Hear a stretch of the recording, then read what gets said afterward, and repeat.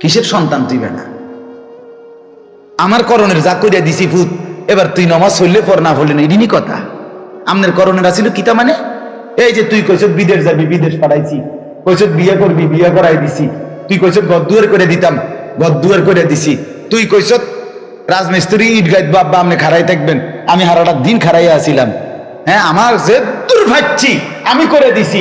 এখন যদি বউ বাচ্চা ছেলে মেয়ে নামাজ রোজা না করে আমি কিতাম, এই কথা আমনে হুবহু কাগজে লেখা হাসরের ময়দানে জমা দিয়ে দেখেন ফিডা কারে ছাইয়েন। কথা বলেন না কেন? নাহলে প্রতিবাদ করে বলেন। আপনি আপনার জিম্মাদারি এই ছিল না?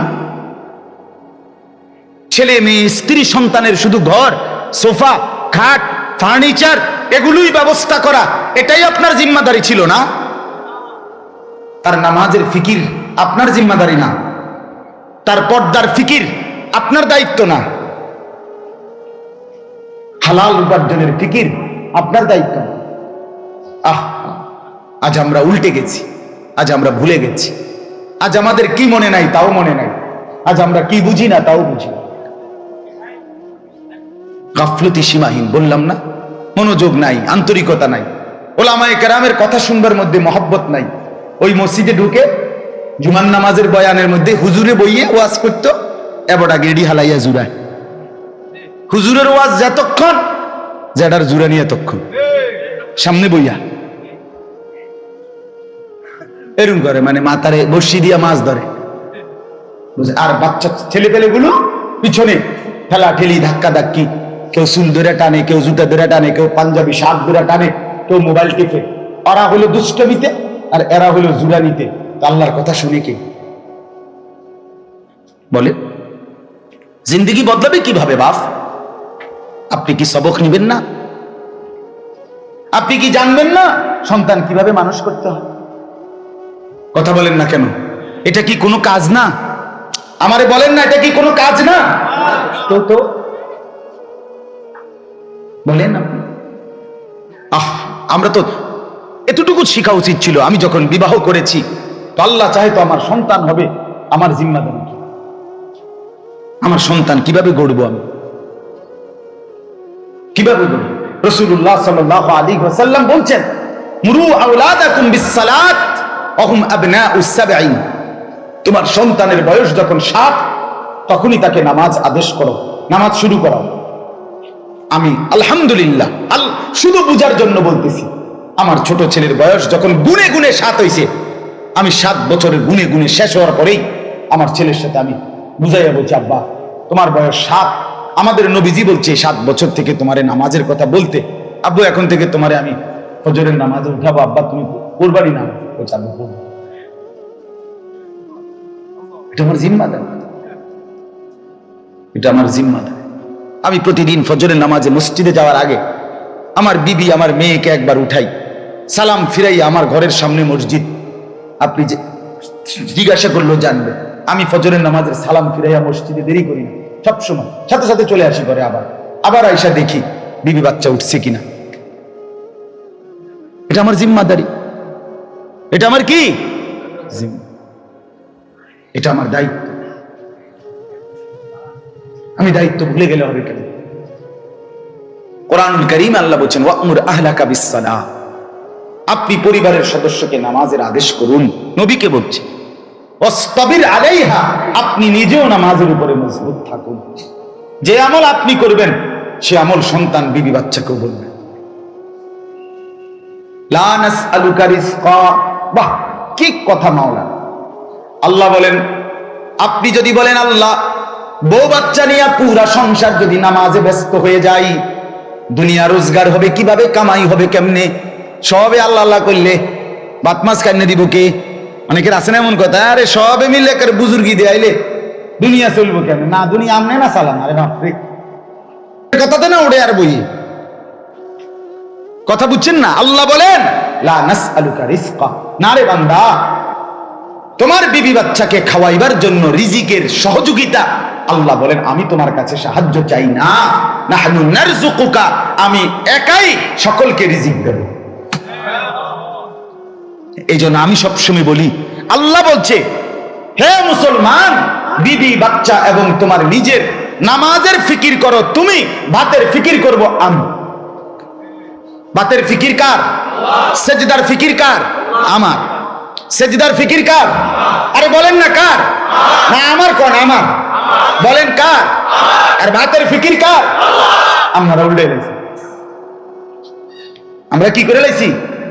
উল্টে গেছি। আমরার কথা হইলো ভাতের ফিকির আমার। নামাজ রোজা পড়লে পড়ে হাতের বিষয় না, হাতের বিষয় না, আপনার বিষয়। এটা আপনার দায়িত্ব, আপনার দায়িত্ব। কেন আল্লাহ তাআলা গাভীর বাচ্চা আর মানুষের বাচ্চা এক না?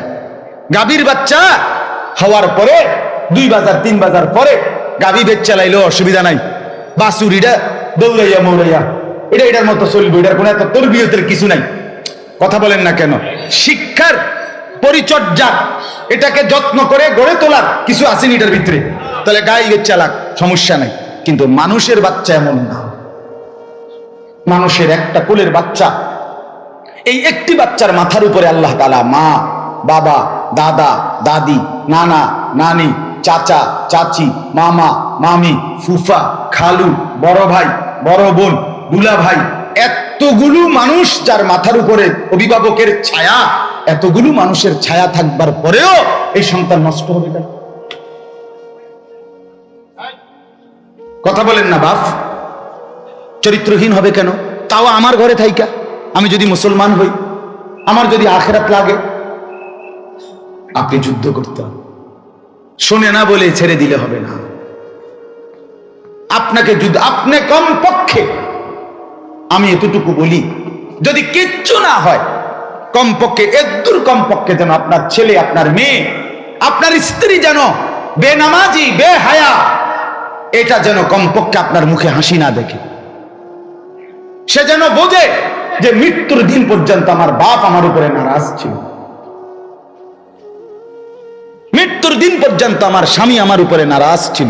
আর আল্লাহ রাসূল বলছে, স্ত্রীর উপরে যদি স্বামী নারাজ থাকে, তো ওই মহিলা জান্নাতে যাবে না। ওই মহিলা কই যাবে না? জান্নাতে যাবে না। সেই নারাজি শুধু ভাতের ডেক আর তরকারির ডেক।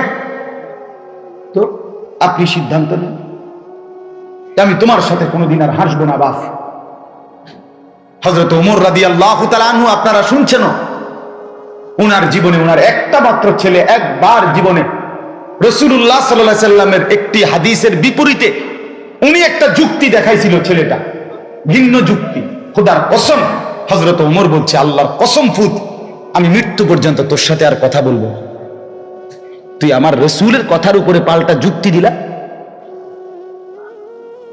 আর কথা বলেন, কথা বলেন। অতএব আপনার আমার জিম্মাদারি, একজন শুনলে একজনই। আমি বেশি মানুষের কাঙ্গাল না, আমি অনেক মানুষের কাঙ্গাল না বা। আপনি যদি একজনের দিলে লাগে আলহামদুলিল্লাহ, 2 জনের দিলে লাগে আলহামদুলিল্লাহ।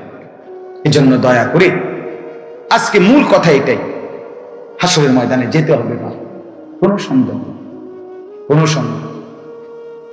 এই দুনিয়া যিনি চালাচ্ছেন, আখিরাত তিনি কায়েম করবেন। অতএব এটা যেহেতু হচ্ছে ঠিক মতো, ওইটাও হবে ঠিক মতো। ঠিক কিনা বলেন?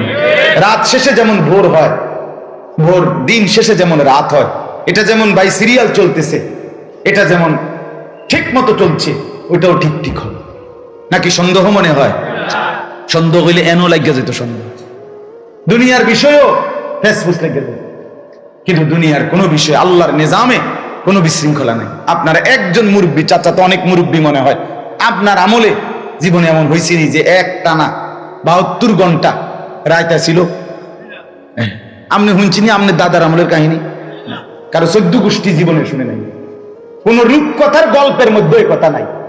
আর কথা বলেন না কেন? এক দেশে এক রাজা ছিল, সেই রাজার আমলে একবার 3 দিন শুধু দিন আর রায়তা ইয়ে না, এমন ঘটনা শুনছেন? এমন বানাই না, কিচ্ছু নাই, এমন ঘটনা বানাইয়া কইছে এরকম নাই। তাহলে আল্লাহর নিজাম দুনিয়া চলছে যেভাবে, আখিরাত নিশ্চিত হবে, নিশ্চিত হবে। প্রিয় বন্ধু আমার, বাপ আমার, দুনিয়া লোভ কমান, আখিরাত আগ্রহ বাড়ান। রাত গভীরে আল্লাহকে সেজদা করেন, জিন্দেগির মাফ নেন, গভীর রজনীতে উঠেন, দিন শিখেন। আমরা মুসলমান, আমাদের কেউ নাই, আমাদের কেউ আল্লাহ ছাড়া আসলে কেউ। ইয়াহুদি বলেন, খ্রিস্টান বলেন, কাফের বলেন, মুশরিক বলেন, আমাদের কেউ নেই। দুনিয়া আমাদের জন্য না বাপ, আমাদের আল্লাহ। কে বলেন না? আল্লাহ। কৌন পৌঁছেগা হমে তেরে সওয়া। হাকিমুল উম্মত থানভী রাহমাতুল্লাহ আলাইহি বলেন, আল্লাহ কে আছে আমাদেরকে জিজ্ঞাসা করবে আপনাকে ছাড়া। আপনি ছাড়া আম করে জিগায় কে, জিজ্ঞাসা করে কে? এজন্য আমার বাপ, আমাদের জন্য আমাদের আল্লাহ। হাসবুনাল্লাহু ওয়া নি'মাল ওয়াকিল। আমাদের জন্য আমাদের আল্লাহই যথেষ্ট। এজন্য প্রত্যেকের কাছে অনুরোধ, বয়স্ক, মুরব্বী, জওয়ান, মা বোন, পর্দার আড়ালে সবাই জিন্দেগির কদর করেন। বাপ, জীবনটা বেশি তামাশা বানায় ফেলছেন। ছেলেটা এক ওয়াক্ত নামাজ পড়ে না, বাবার চোখে পানি নাই। উপযুক্ত মেয়ে পর্দা করে না, মার চোখে কোনো ব্যথা নাই। আপন ঘরে ছেলে মেয়ে এক ওয়াক্ত নামাজ পড়ে না।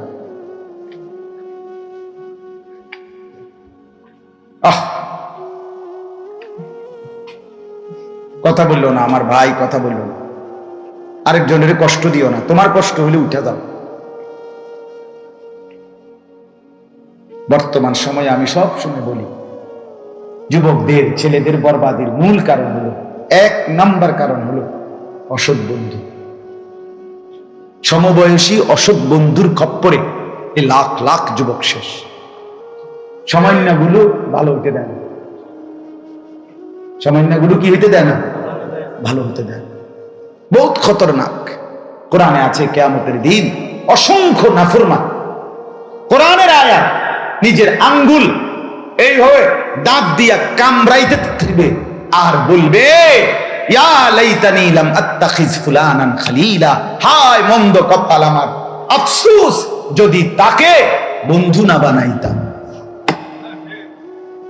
যে আমারে নারী দেখাইছে, যে আমারে নর্তকী দেখাইছে, যে আমারে ও মোবাইলে অশ্লীল ছবি দেখাইছে, যে আমারে বিড়িখানা শিখাইছে, যে আমারে জুয়ার আড্ডায় নিয়ে গেছে, যে আমারে মদের আড্ডায় নিয়ে গেছে, যে আমারে নর্তকীর উলঙ্গ ছবি দেখাইছে, যে 3টা বাজে, ছেলেরা, আরে ছেলে আমার কথা শোনো ভাই, 3টা বাজে তুমি তোমার সমবয়সী বন্ধুদের সাথে বের হইলা, রাতের 10টা বাজে ঘরে ফিরলা, 7 ঘন্টা পরে ঘরে আসলা।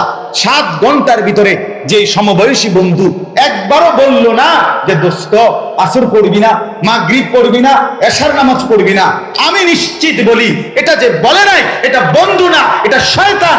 শয়তান, এটা শয়তান, শয়তান বেটা, এটা ইবলিস বেটা, এটা শয়তান, শয়তান।